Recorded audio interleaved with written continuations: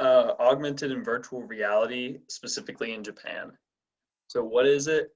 Augmented reality is a technology that mixes our reality with a created virtual image. And goggles allow the viewer to see this reality in the midst of their present physical reality. And virtual reality is similar, but it fully replaces the view of this in a virtual setting. And it's not a mixture of the two realities, but a full temporary replacement with a virtual experience. So who's using AR/VR? It's used mainly by people, I mean, across the whole world. The entertainment industry is constantly finding ways to implement this new reality. And clothing companies in Japan and the US are using it to try on clothes for their customers. And businesses are also just constantly looking ways to implement both augmented and virtual reality. In schools as well, they're using it to make education just more enjoyable. So using the SWOT analysis, why are people using AR/VR? Strengths are its accurate pictures that are similar to reality, vivid images that make it feel real, and just a unique learning experience. Weaknesses is expensive technology, it's not fully developed and needs improvements. And opportunities, it's technological education. It makes learning fun and interactive. You can be somewhere without physically being there. And as prices go down, the usage will rise. So that's an opportunity to grow. Threats are many people have the chance of becoming attached to this reality, spending too much time on it, maybe liking it more than their own reality, which is never going to be a good thing. And errors are also so common. Where are they using it? In Japan, virtual reality centers are set up.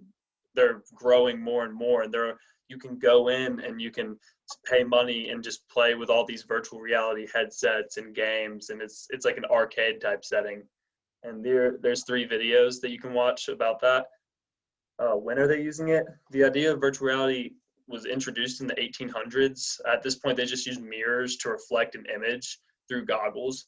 In 1950s, the first VR machine was introduced, and it appealed to people's senses and ultimately led to the advancements we've seen today in these goggles. And the major barriers are price and overall need. As people, once it becomes more of an educational experience, there's going to be a lot more usage of virtual reality. But until then, the masses will probably not adopt it until it goes from entertainment to education.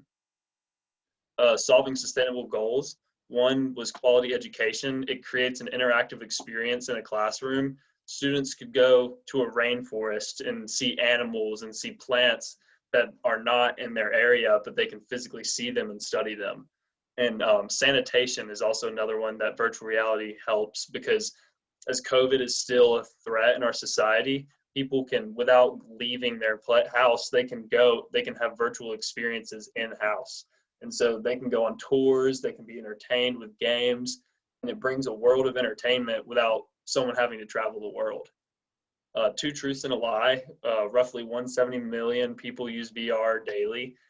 Virtual reality's main purpose is for gaming, and virtual augmented reality is meant to enhance reality, not replace it. And here are my sources. Thank you.